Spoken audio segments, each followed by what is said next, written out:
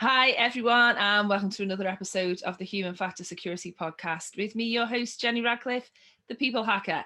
I'm delighted to be joined today by Ted Shorter, who is the founder and Chief Technology Officer at Keyfactor. Welcome to the show, Ted. Thank you. Thanks for having me on. And how is lockdown treating you? We're getting through. I think personally, it's a strain. A lot of working from home, a lot of the same four walls, the same circle of people that you're closely related to. As a company, it's going extremely well. Luckily, security is a need to have and not a nice to have. So in that sense, things are going well. But I can't wait for this to be over and to be able to actually look customers in the eye and shake hands and things that we're used to doing. Well, let's just talk a little bit about what your role is at the moment and what Keyfactor really does, because I don't want to even try and attempt to describe it with the founder right here. So tell me a bit about that. Yeah, so Keyfactor, we're really about helping large organizations manage digital identities, essentially like digital versions of driver's licenses. Mm-hmm. And those are, in the IT world, those take the form of cryptographic assets, keys, digital certificates, things along those lines. And so we're really all about creating solutions that help our customers create those identities and manage them at large scale in the kind of digital environments that we have today. From my role is really to help from a corporate strategy perspective, roadmaps, technical direction, that sort of thing. And you're one of the co-founders, right? Yes, it's an interesting history. We actually started as a consulting company in about 2001. I joined in 2003, so I guess in that sense I'm not a founder, but really helps oversee the transition into the company we are today. What really happened was, as a consultancy, we kept seeing organizations wrestle with the same challenges over and over again, mm-hmm. As far as creating things like digital certificates, trying to organize them. Much like a driver's license, bad things happen when they expire. Yeah, there really are a lot of parallels between certificates and driver's licenses or passports. And we just kept seeing people step into the same issues over and over again. And so basically created a small tool, evenings and weekends, that sort of snowballed from there. So customers kept buying it and asking for more features. And in 2014, we actually took on venture capital for the first time and really transformed the company at that point to the software and PKI as a service company that we are today. So I'm going to ask you to explain a few things about yes, please do. PKI a little bit. Well, I'm going to do it a little bit later because, I was doing. Ted's been very kind because I was doing some research and I've just said to Ted before we started recording that it's hard for me to navigate my way through all of this. I mean, I'm a social engineer. I focus on the human side of things, and it does feel like it's a very technical set of expertise that Keyfactor have, and I guess, well, might as well speak about it now, I suppose. But there was one thing that I did know, and that I thought I'd ask you about. And I'd read actually your colleague's article, Chris Hickman's article about Sunburst and about the recent SolarWinds issue and the breach and everything. And one thing I really did know was that there was a license involved in that. They used a legitimate license, and then something went wrong. Yeah. And then I started to read Chris Hickman's article and I read it, and then I thought, I'm just going to ask. I mean, I have a great opportunity to say, Ted, tell me what can you talk a bit about that? I mean, obviously, we're all very cautious in the community about exactly what we say, but in broad terms, sure. Could you tell me how that was kind of exploited? Yeah, absolutely. And I guess first, you're not alone. This is extremely complex stuff. And, one of our goals as a company is to try to make a lot of that easy for our customers, right? We'll handle the stuff that's hard and try to make it easier and simpler for our customers. But what we see in a lot of these cases, when we talk about managing certificates or managing encryption keys and that sort of thing, that means a lot of things. But one of the things that it means is protecting them. Because these cryptographic assets, these digital identities, can be stolen. And there were many, many stories and things that happened as a part of the SolarWinds. You could probably do 3 months of podcast just on it. Was huge, right? And I've spoken about other aspects of it, but this was, I thought, right. Yeah, it is. So one of the things, exactly. So one of the things that happened was once they had access, they were able to steal one of these digital identities, essentially a cryptographic key that represents an organization, and in particular is used to sign what are called claims. So essentially, when you go and authenticate to a website, if you sign in, to a website and you say log in with Facebook or log in with Google or something like that, behind the scenes, there's essentially a cryptographic signature that occurs where Google or Facebook is saying, "Hey, this really is this person. Let them into the site," and you can vouch for. Basically, I'm vouching for them. I've authenticated them. Trust that they are who they say they are, and let them in. What happened was the attackers stole one of those keys, and so essentially that allows them to say, "Hey, I'm SolarWinds or whoever in this case it was representing. Let this person in," and which of course those keys are extremely sensitive. By stealing them, you essentially can represent any identity that the stolen organization's key might have been able to represent. So you can pretend you're any user, basically. Because it was a genuine certificate, it made it difficult for anything to trace it for a long time, right? In fact, I heard that the second wave, one of the ways that they actually managed to tag that second wave of attackers, which probably wasn't who the first wave was, which I'm not going to say, was because that they weren't using the real stolen, compromised certificate, right? So it was that change in behavior that triggered it all. Yeah, and if you think about it, back to the driver's license and the passport, right? The reason why you can't use somebody else's passport, there's really two, right? One is there's a picture of that you can look at, and the other is an actual written signature, right? So you sign something on that, and presumably you can look at that and say, oh, okay, that's either the correct signature or not. Online, you don't have a picture, and so it really comes down to, in this case, it's not a written signature, it's a cryptographic signature. But again, once you've stolen the key for that, it's essentially like being able to sign a passport or a credit card application or anything else with someone else's signature, and you can be them. I mean, you worked, prior to I was sort of working for Keyfactor and as a consultant, you did 10 years at the NSA. Yes, I did. And I'd love to know a little bit more about that, but just to finish up on the SolarWinds thing, was a day like this always coming, Ted? Was the scale and the depth of it always the sort of nation state attack on that scale? Was that sort of always coming? Yeah, and I think a lot of the evidence has shown that it came a long time ago. That this attack actually started while we detected it, and we, not Keyfactor, but obviously the community at large. Recently, that it had been perhaps going on for at least 2 years. And if you think about, the challenge, if in an IT world, private organizations are expected to and need to defend themselves against nation states, and which is kind of not fair, right? If you think about, you're not allowed, you certainly, private organizations are not expected to defend themselves against physical attacks from nation states, tanks and planes and bombs and things like that, right? They're clearly not expected to do that, but they really are expected and have to try to defend themselves against nation states with very large amounts of resources, and quite frankly, it's not a fair fight. Which does make it hard. They took out. I was reading a list. I actually I do a talk show, another show, and I was talking to a lady from Microsoft about it, and obviously they're very careful about what they say because it's still under investigation as we record this show, and and I said that I guess the thing for me that got to me was, and what felt very vulnerable from a business point of view was the fact that like all 5 branches of the military use the same software, that all top 10 telcos use the same platform.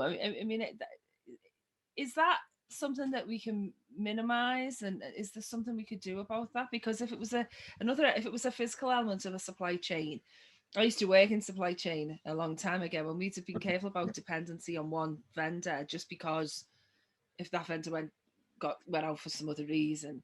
I just wondered what you thought about that before we move on. Yeah, I think there is certainly a growing realization that these supply chain attacks can be extremely devastating.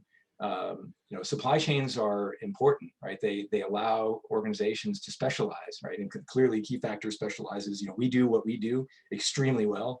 And a lot of large organizations use us for that. And that specialization is what creates, this wonderful plethora of products and services that we have today, right? You can't have iPads and iPhones and Androids and so forth without, and vehicles and all sorts of other things without these supply chains. That specialization is what makes these products so sophisticated. The challenge, of course, is, as you mentioned, that specialization, there are only so many vendors in certain areas. And of course, it creates complexity of other types to mix vendors on different things, to try to bridge an ecosystem and use, 5 different pieces of a certain technology for different products. That might help you from that a diversity perspective, but also creates other complexities. Complexity in general is bad for security. I think, to me, the biggest thing is, given that we are in this sort of asymmetric arrangement where private sector companies do have to try to defend themselves potentially against nation states, is that we all really have to work together. And I think, if you, I've seen, things, lawsuits and so forth of, negligence and so forth. And there may have been certainly things that people could have done better, but I think the only way that we can make the fight more fair is to get and encourage better collaboration amongst all these organizations in the supply chain. And if everyone is worried about getting sued, that will likely stifle the kind of collaboration and cooperation that you would need to help defend against something like this. Yeah, I think you're right. And I wondered whether is that something that surprised you, sort of coming in? I mean, obviously you've been a Keyfactor many years now, but coming out of the public sector and that government sector that you were in, I'm just keen to know, the way that, and then coming into the private sort of security space and how the industry's grown and kind of changed. I mean, do you see huge contrasts between sort of the public service side of things and the sort of private company security challenges? Yeah, I think there is a lot of collaboration on a technology perspective, at least amongst organizations that can partner well, in the business market. Keyfactor has a number of technical partners that we work very closely with. There's a lot of that. You don't see as much of that, in the public space. Yeah, I think, I don't know. I think it is different. It's also changed a lot. I mean, my public sector background was over 20 years ago now, so a whole lot has changed in the world since then, anyway. And certainly of the last year. Yeah. I just wondered, from 2 points of view, really, from your product point of view and the kind of solutions that Keyfactor has, and also from a point of view as a leader, what has the last year been like from the company's point of view? Crazy. I mean, I think we were very fortunate. We have a workforce that was very used to being able to work from home. I think a lot of the security industry did, a lot of people because, just necessity. I think we were more flexible, weren't we? Perhaps than some more traditional industries. Very much so. We still, I think, we were big fans and still are of, our product team, the development folks, people actually writing the code. There is absolutely benefit from sitting in the same space with each other. Even though everyone is a button push away from being able to have a conversation, it's those, oh, by the way, things of, or you overhear another conversation that someone else is having to be able to contribute. I think the team has done extremely well working remotely, but I think there is absolutely benefit from being in the same space. But I think the other part is, when we talk to customers now, it's all remote. right? And the cameras aren't always on, right? It's just, and you never look someone exactly in the eye because the camera's always slightly over, you know, one way or That's the what I'm other. doing now. So I'm looking you in the Exactly. eye, It's but really I never, can't see you because yeah. the camera's above the. Yeah, It's so. that just frustrates me. It's just a personal thing. I just, you know, really like you know, getting out and talking with customers and you know, sitting down and having a meal or a beer or something. Yes. And not get to do that is frustrating. But you know, it does. You know, the one thing that it has done is everyone is mobile, right? So we actually have expanded into Europe more rapidly last year because we were on even footing in that sense with anyone, you know, that might have even been you know, a few kilometers down the street. You know, we're all on a Zoom call or so forth. So in that sense, you can meet with anyone anywhere at any time. And it's all the same, right? So it's to me, it's a lesser interaction. I still don't like it, but the fact that you can, you know, I guess it makes it more even in that sense, that where you are physically located really doesn't matter. It was a great leveler in a sense, I think. I think what happened, you know, once everybody sort of got used to it, was the quality of the product then that Yes, came right. through. I mean, I know that sounds obvious in hindsight, but it could have gone the other way. It could have been the loudest voice, or it could have been, you know, the sort of the biggest companies, the most advertising, the most coverage online. But I never saw it really evolve like that. It seemed to be, it did kind of go to the people with the best quality products or the best services who were really interested in sort of really talking that through. There was something about it. There was a patience about people who did well, I thought. Yeah. That I sort of wasn't really expecting it. I suppose none of us expected any of it really. Well, there is, I guess, when everyone's on Zoom calls like this, there is kind of an aspect where we're all in this together. You know, I know we've all been on calls now where, you know, there's an interruption in the background, someone's kid runs into the frame, Yes. you know, dogs. You know, I know every time one of my coworkers gets a delivery from Amazon because you can hear his dog in the background go berserk. You know, but that's just common. And, you know, you're on these calls with, you know, very high ranking folks at very large companies, and they're all dealing with the same issues. So there is kind of a camaraderie from that perspective. You know, I think we also saw, you know, a lot of our, you know, we're still a much smaller organization than our customers. We adapted pretty quickly to the work from home piece, essentially just shifted everything, and to a large extent didn't really that didn't affect us that much in terms of pace of work and productivity and so forth. A lot of organizations, from the customer perspective, they wrestled initially. You know, we have a very large automotive customer. Early on, they had real trouble. You know, they have a VPN where people can, you know, sign in remotely and work from home, but that was scaled and set up, you know, to handle, you know, maybe 10% of the workforce any given day using it, not 100. And so, you know, initially there were, you know, big lags and so forth from a network perspective. But I think once they got over that, I do think a lot of organizations, you know, were sort of forced to try this remote work, and I think realized that, you know, in a lot of ways it is, you know, you can do a lot remotely. It also, I think, though, you know, you mentioned the human factor. I think the biggest thing we've seen is it is harder to separate work from home when you're at home.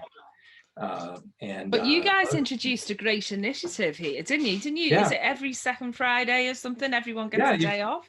You've done your research, but yeah, that was I think a brilliant and probably the most appreciated initiative that our CEO Jordan Racky did last year. About mid-year, basically said, yeah, like you said, every the second Friday of every month is a day off, and we had ours last Friday for February, but I think it's helped a lot, and he's made a point of, you know, making sure that people don't spend time on email. I mean, I think candidly, I and some other folks will wind up using at least the morning of one of those Fridays to kind of catch up on some loose ends for work, just for my own mental sanity. But then to be able to go do something, get out of the house, and I think it's been extremely well received, and everyone's working hard enough and long enough hours that that has not affected productivity at all either. It's just kind of helped people be a it's little probably more. helped productivity, because I think one of the things about that, and as I say, you've been a leader for a long time, but it shows it shows trust with the workforce as well. It's like, we're not going to give you say you don't have to be at the desk for certain hours. Yes. We're going to give you an outcome and a time that we need that to be delivered, that deliverable, and then how you do it. Because I was talking about this with some other leaders in the industry as well, and saying, well, it's like what we saw, or what I've seen with my colleagues and customers, is that people's working practices actually change so much. It's kind of another argument for diversity, I think, in the team, diversity of working practice in a way. I know some people who would rather work a couple of hours every morning, including the weekends, but like the afternoons off, maybe for work commitments or family, or not work commitments, family commitments. And then other people, have a very rigid schedule. So it's one of the, I think, unexpected advantages that came out of this, really. Yeah, it is. I think it's opened people up to working more on their schedules. Obviously there are times when it makes sense to be online or working together for collaboration purposes and so forth, but so much of different roles does involve time where you just have to work on something and get it done whenever that is. So if you're a morning person or an evening person, we do see a lot more different hours that people are working, and it really hasn't affected productivity. There are forms of collaboration that, even though I can hit one button and be talking to someone, I can ask them a question. It's the things that I just overhear, in the office, where I can tell that someone's working on something, or they ask a question, they ask someone else a question, and they get an answer from the person they didn't ask. Right? That will happen in an office where you overhear that. Yeah. What we've actually seen a few of our teams do, which I thought was pretty smart, was they'll just open up a Teams call or a Zoom call, and just with no agenda, they just leave it open, and just while they work. And that way, if someone says, "Hey, what was that? How do we handle that thing with the, whatever?" Like, the fact that you can just speak and immediately be heard and, have a question answered, I think, can help. But that to me is the challenge, is balancing. There are times when you need to be heads down, and get things done. There are also times when you want collaboration and cooperation. And our desks in the office, we chose the height of the cubicle dividers very carefully, because we wanted sort of a balance of, if I need to get something done, I can put headphones on and just pound something out, but also I can overhear and poke my head up and answer something. But that mix, I think, is the challenge. When everyone's remote, you do lose out on some of those. Some of those things. One of our sales rep that's in the region that our headquarters is at, I was talking to him the other day, but I realized, like, during pre-COVID, we spoke every single day about something, and it had been 5 months since we spoke.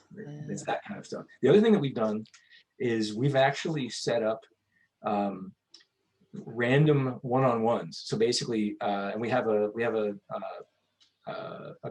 contingent in Spain as well, in Madrid and Barcelona, but we will basically once a month assign just random pairs of people to just have a one-on-one, to sort of replace some of that, the conversation that happens in the kitchen over a box of donuts, or that kind of stuff. To try to get some of that cross collaboration, because otherwise you only speak with the folks you need to. When I started looking into Keyfactor and into the type of thing that you guys do, there was this, what sort of came and kept coming through was the people side of it. It was the Second Friday thing. It was some of the posts, the official company posts that was come through on LinkedIn. It was this very technical organization, right, with personality and clear teamwork, and sort of coming out and hitting me from the from the screen. And I just thought, you must be so proud of that, because I know that you're a technical guy, and you're very well respected for everything in the industry, but that must be a very heartening thing that you are seen as that type of thing from someone who came to it kind of quite cold and didn't know you very well. No, I'm extremely proud of that. I think our culture and the teamwork is something that we take very seriously and pride ourselves on. The fact that we work well together, really the combination of, we have some extremely smart folks at Keyfactor, but really very little ego. People are very willing to share information, and I think that's helped us in the market. It's helped us with our products. It's helped us compete against companies that are much larger than us. And it's helped our customers really appreciate the kinds of things that we do for them. But it's also, I think, not lost on us. There's software that we make that's running inside of, pacemakers, and we're protecting keys that are signing firmware for insulin pumps and other. We're doing things in the automotive and aerospace areas where we are literally riding in some of the transportation systems that are using our stuff, and so we also take, security in our work extremely seriously, and know that cooperation, is really important. But we're also sort of, in that sense, we're customers of our own stuff. We're using all of these same things that we're helping our customers build. When I speak to CISOs at the moment, the thing that, well, certainly at the beginning of the pandemic and sort of increasingly a little bit, maybe a little bit less, is IoT, and just the fact that people are at home and maybe connecting to the standard Wi-Fi, or even, I had to do a show in May, and I had nothing. Our Wi-Fi went out completely. I had a problem with the provider, but we're near enough to a local pub. And I thought, like, if I sort of move into the lounge, I could probably hook into their Wi-Fi if I knew the password. I have to call them and get their password. I have to socially engineer them to grab a password.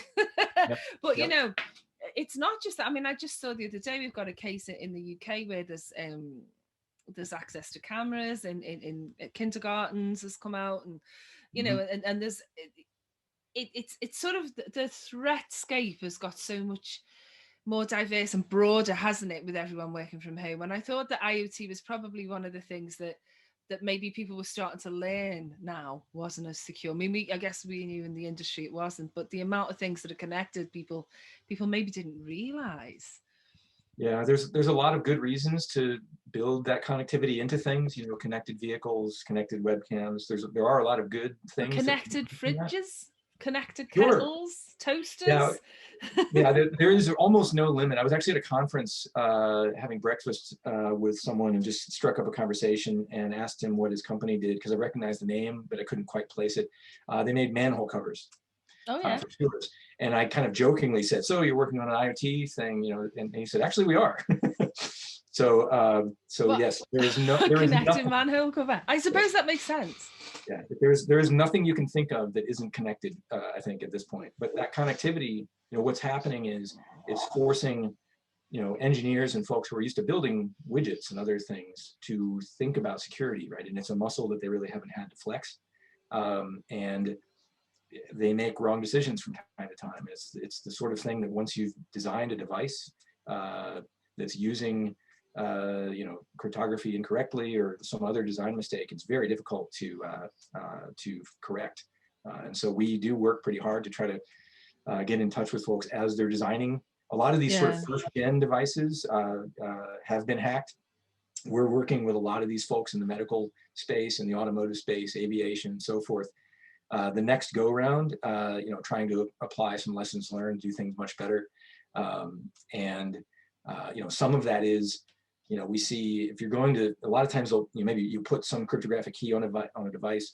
If you don't make it updatable, because that's the other thing that we've seen is keys age. And so if you just leave them static, they will eventually cause a problem. Like, for the same reason you have to change your password. I was going to say, it's so true. It's true of physical, as true of physical security. Right. I advise a couple of companies who make sort of home security products and corporate security products. And one of the things I say is this only works if you use it. It's like if you lock this door, but you don't put the lock, if you don't bolt the door, you leave the bolt open, it doesn't work. And of course it's the same. Of course it is technically as well. But right? I think, consumer devices have a challenge from the economic standpoint, right? People don't make buying decisions on a webcam based on security, right? Today, right? The average consumer does not think about that. If they're in a store and they see 5 webcams, they're probably going to look at features and price. And the fact that one is way more secure than another one probably isn't going to sway. And how do you know that it's more secure, even if it said it was, right? How can you really tell if it really is? People think it's a given is the problem. Right. They And assume exactly. that's designed in. And there isn't that. And the problem is, if you're making a consumer device, it really is more about price, right? So it's harder economically to justify spending a whole lot more or more time or more whatever on those devices. Where we've seen the most traction early on are things where people do understand the equation, right? Vehicles, airplanes, medical devices, where, get the understanding of getting them secure is important. The other thing that we're seeing in those spaces is there are industry groups and some regulations starting to emerge for standards. So basically, that's the other way that this gets fixed is, the consumer devices would be more secure if there were mandates and testing on their security, like the UL does for mandates on, fireproof, that sort of stuff. Something around that where you just sort of have to, then everyone does it. Everyone has to do it. Then it becomes, you get rid of that economic equation that would lead people not to do that in the consumer space. Yeah, and consumers think that they think that's in place anyway. Of course, yeah, right. Which is even worse, right? Because they trust in us with something that maybe the industry has got yet to catch up with. What's kind of really getting you excited about what you guys are looking forward to over the next couple of years? Yeah, I mean, what we're seeing is, these trends that we talked about, IoT, this remote work, this idea that, in the security business, we call that zero trust, where essentially in the old days, you could, the fact that you were inside a building and you were inside of a firewall, that was the security, right? And then now as the workforce has moved outward and now it's the extreme, essentially you combine that with things like cloud, there is no firewall, there is no perimeter in that sense. It's you need to secure individuals and their machines and so forth in their interactions with your organization and all of your cloud providers. All of those trends are creating an explosion of, at the end of the day, what are cryptographic assets that need to be managed and created at scales that we have not seen before. And so from a company perspective, that's what we do. I think in that sense, the future is very bright from a company perspective. I think we're also keenly aware that, we need to help our customers get this right because it is a big challenge. I suspect that things like IoT security will probably get worse before it gets better. But